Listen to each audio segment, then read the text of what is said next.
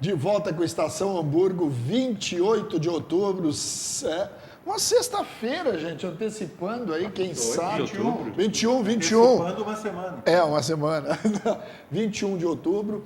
E eu quero saber de vocês, qual é a ideia? Vamos começar com... Não vamos. Posso fazer piada? Posso fazer uma piada? Pode fazer uma piada, pode. Não é uma piada, não é nem piada e nem brincadeira. Assim. Tu não vem nos ofender aqui enrolando o Christian Coelho. Não tem nada a ver com gaúcho, nem com a questão de gênero, nem nada. É que nós teve a votação agora, que vocês devem ter acompanhado, dia 1º de outubro, né? Para saber se o sul do Brasil queria separar ou não. Sim. Aí nós conversando numa roda de amigos lá, dizia assim... nosso problema agora é o Rio Grande, né? Com essa crise que eles... Como é que a gente vai fazer? Agora nosso problema é o Rio Grande. Separa os 3 estados, assim, o que nós vamos fazer com o Rio Grande do Sul, né? Do jeito que a coisa tá. Começou bem. Foi uma brincadeira, não de mau gosto, mas uma constatação. E pior, é uma realidade. É uma realidade. Tá completamente quebrado. Aí tu separa 3 estados e tem um capenga, assim, o que a gente vai fazer com esse cara? Mas a gente tem que ouvir que não é muito diferente de como era no início da Revolução Farroupilha, né? Que também a opressão, né, do Império contra o Rio Grande do Sul era muito grande, né? Então levava muita coisa e devolvia muito pouco, né? Todos os cantos do país sempre sofreram muito com isso, né? Rio de Janeiro e São Paulo sempre... Mas respondendo a só uma maneira mais moderna de tirar o nosso dinheiro. Mudou. Antigamente se chamava o quinto dos infernos, né? O quinto dos infernos. O imposto era um quinto do arrecadado. Hoje é o quarto dos infernos e a gente não reclama tanto, né? Mas respondendo a tua pergunta... Chegou a votar? Não votei porque eu achei isso aí uma tremenda baboseira. Sabe, eu particularmente sou maragato, fui criado nessa cultura, né? Minha mãe foi prenda do Estado, meu avô foi patrono de 8 CTGs, meu tio criou CTG em São Luís do Maranhão, então minha família é muito do meio, mas eu discordo absolutamente desse tipo de plebiscito que eu acho que não leva a nada, é inconstitucional, né? Mas eu sempre acreditei na filosofia maragata, vamos dizer assim, né, nos modos da Revolução, baseado nos princípios da Revolução Francesa, né, na liberdade, na igualdade, na humanidade, um pouquinho diferente, né, vamos dizer. E eu acho que hoje o movimento separatista não tem absolutamente nada a ver com o ideal farroupilha. Não tem nada a ver. É uma questão mesquinha, um pouco xenofóbica, vamos dizer assim, sabe, que eu acho que não é esse o caminho. O Rio Grande do Sul não deve separar por ser superior aos outros. Não.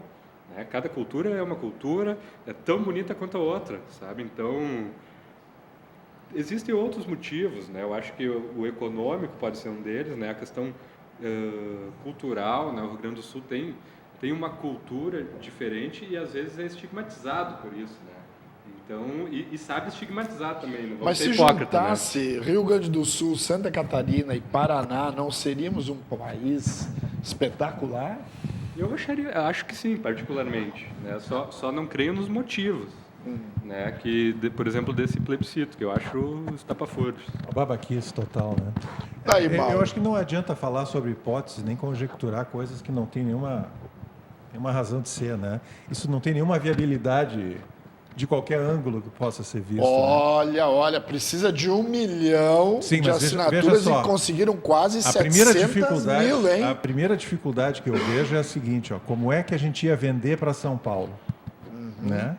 São Paulo já hoje cobra, não sei se vocês sabem disso, acho que ele talvez saiba porque ele lida com negócios interestaduais aí. Sim. Se tu faz um trabalho, eu como agência faço um trabalho para uma empresa de São Paulo, eles me tributam em torno de 5%, porque o cara está comprando um serviço que ele poderia comprar em São Paulo de um outro estado.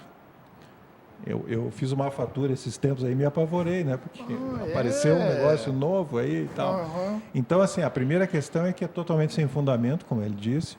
A segunda é que não se cria isso.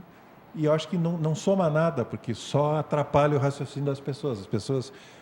eventualmente 700 mil podem ficar com aquela fantasia de que isso pode vir a acontecer. Não tem nenhuma chance isso, né? E a brincadeira dele é bem pertinente e oportuna. Eu acho que nós hoje seríamos um peso para esse trio, né? Porque a gente vai, atravessa uma Mampituba, como a gente diz, e tu percebe no asfalto da 101 que mudou de estado. É um negócio impressionante, fantástico. né? Santa Catarina é o único dos 3 estados que vai terminar o ano no positivo. Né, Aí tu chega em Curitiba, tu vê uma ação que eu imagino possa vir a ser repetida por nossa primeira prefeita, né, que é urbanista e arquiteta. Né? Eu imagino que a nossa prefeita possa ser um Jaime Lerner de saias. Né? Jaime Lerner, que fez aquele super trabalho em Curitiba, inaugurando várias ideias de urbanismo, de convivência entre as pessoas, né? E a convivência então, não deu muito certo, né? Porque o curitibano, para te dar um não, olho na rua... sim, sob esse ponto de vista aí, mas o Paraná está forte, né? O Paraná tem lá, como são aquelas cidades lá, Maringá, Londrina, a própria Foz do Iguaçu ali, Ponta Grossa, sei lá, Pato Aranguá Branco. é o maior nicho de hamburguense que eu já vi em... Aonde? Impressionante. Não, desculpa. Aranguá é Santa Catarina. Mas cabe dentro da argumentação de que isso aí é totalmente inviável. Cascavel, do que tem de hamburguense em Cascavel é impressionante. Londrina. Só aí, rapidinho, nós citamos 8 cidades fortes. Né? Joinville, que é em Santa Catarina, mas é mais paranaense do que catarinense, é mais perto de Curitiba do que de Florianópolis, Joinville, né? E temos o Sérgio Moro lá também, né? Além de tudo isso, né? Quem sabe fosse o nosso presidente daí. Para Santa Catarina, na verdade, seria não um bom negócio, seria um excelente negócio, né? A separação do sul do Brasil. Aliás, se Santa Catarina fosse separada do resto do Brasil, já seria um excelente negócio por questões meramente econômicas, assim. As questões culturais externas pouco nos influenciam. Nós somos um estado que tem 27 etnias, né? Ao contrário do Rio Grande do Sul, que tem uma etnia... Lógico que tem também, né? A etnia gaúcha, que é a genérica, e tem aqueles nichos como a alemã, muito forte aqui na região do Vale dos Sinos, tal. Tem também a italiana na região de Bento Gonçalves, né? A açoriana no litoral gaúcho. O nosso estado ele é muito peculiar porque ele tem 28 etnias bem definidas, né? Tem etnia ucraniana, etnia japonesa, etnia portuguesa, e dentre a portuguesa há um substrato da etnia açoriana que é muito forte, né? Muito forte mesmo, assim. Enfim, são 27. Na questão... Então, pouco nos influencia as questões vindas de fora, assim. No que diz respeito à economia, nós somos avassalados, né, por uma contrapartida injusta que vem de Brasília, né? Nós somos a 7ª economia do país e, no entanto, somos o 17º estado a receber recursos do país. E isso dá um prejuízo enorme, né? E não tem sentido até mesmo. Então, tu deposita no cofre de Brasília 100 e os caras te devolvem 30, né? Então, qual é a lógica disso, tá entendendo? Nós, até pouquíssimo tempo atrás, tínhamos apenas uma universidade federal, apenas uma, né? Antes do governo Lula, e aqui faço uma ressalva, né, que foi um governo famigerado, até para não pensar que estou elogiando, mas antes do governo Lula nós tínhamos apenas a Universidade Federal de Santa Catarina, depois, então, se teve esses institutos federais disseminados pelo Estado. Mas há pouquíssimo tempo, assim, né? Então, nunca dependemos, né, do governo federal nem para prover a nossa educação, nem para prover a nossa cultura, e muito menos para prover a nossa economia. Né? Grandes empresas do Brasil estão sediadas em Santa Catarina, né? E aí eu cito a Sadia, a Perdigão, a Artex, a Consul, a Prosdóximo, a VEG, que é uma das maiores do estado, né? Entre os 10 homens mais ricos do mundo, aliás, do Brasil, um deles é o dono da VEG, que está sediado em Santa Catarina, né? Temos um litoral, né, com potencial turístico, né, reconhecido em todo o mundo, né? Florianópolis é o 3º maior destino do mundo. Aliás, é o 3º maior destino de turistas da América do Sul. Então, olha o potencial que nós temos, né? Enfim, é um estado que ele se autoprovê. Agora, é lógico, né, de que como é que tu vais acalentar ou pelo menos fomentar a ideia do separatismo sabendo de que ele é irreal, ele não vai acontecer nunca, tá entendendo? Assim, de repente, pode ser que no futuro, né, com a evolução até mesmo das transações econômicas e de uma maior maleabilidade política, a gente possa vir a ter uma confederação, alguma coisa nesse sentido, assim, né? E vamos convir que a guerra perdeu o romantismo, né? Acho que aquela coisa de a guerra gaúcha, né, como tem um livro muito conhecido, né, que foi estudado, inclusive, a guerra gaúcha era uma coisa muito bonita, né? O cavalo, o lanceiro.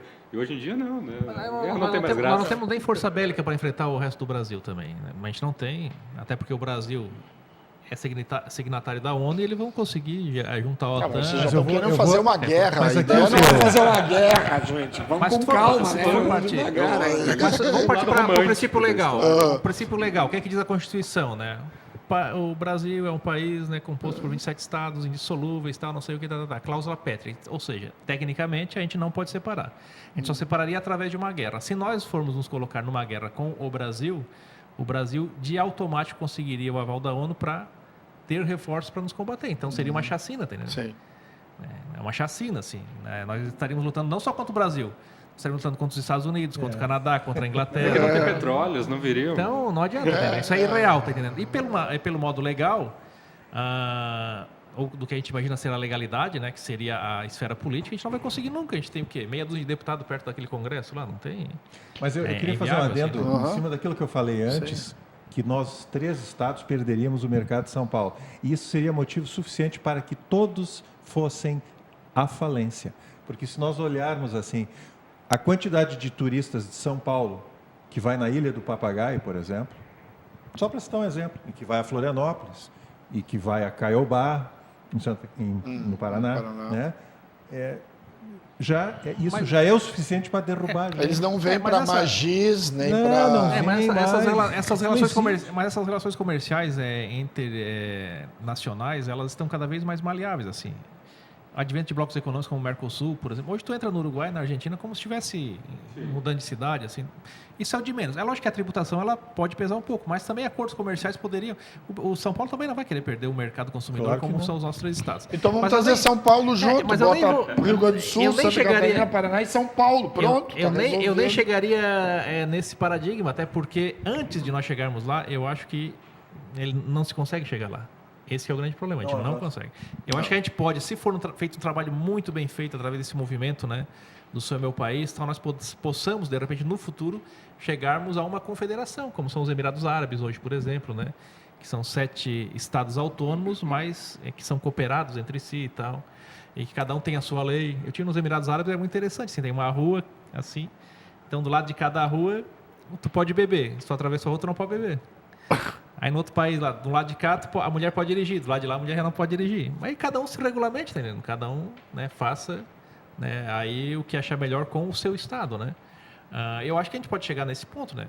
Assim, ó, aqui em Santa Catarina a gente não quer tal coisa, aqui no Rio Grande do Sul a gente não quer tal coisa, aqui a gente quer outra coisa. Lá a gente Nos quer Estados outra Unidos coisa. é assim, né? Não chega a ser uma bem- confederação. não é tão forte, né? Não é uma confederação. Mas o cara que é preso em Louisiana lá, Sim, ele pode não ser condenado É, no no caso dos Arkansas. Estados O que ele Unidos fez existe lá, no outro lugar, ele pode fazer. Ele pode negociar, né? Nos Estados Unidos negociar. existe uma Constituição que regula o país e os estados podem ter leis próprias desde que não confrontem a Constituição. A Constituição. Mas quando é um estado confederado, não. Aí tu tens mais, na verdade, uma relação comercial, né, entre confederações, uma com a outra, assim. Mas as questões culturais, as questões de regulamentação da Mas própria funciona sociedade... melhor do que no país, né? É lógico, Do que no porque Brasil. cada um faz o que quer É. com a sua cultura, com a sua vida, tá entendendo? Por isso que essa autonomia dos estados brasileiros, eu acho que, na verdade, o grande clamor é esse, não é essa separação, esse movimento separatista. É que os estados tenham um pouco mais de poder, tanto aquisitivo quanto, enfim, sobre todos os aquele velho aspectos. costume da balança, quando ela está pendendo demais para um lado, deposita muito peso sobre o outro, do outro extremo, para que a coisa equilibre, mas não é sempre assim. E os municípios reclamam também do Estado. Do né? Estado. Exatamente. Quer dizer, a pirâmide funcionando.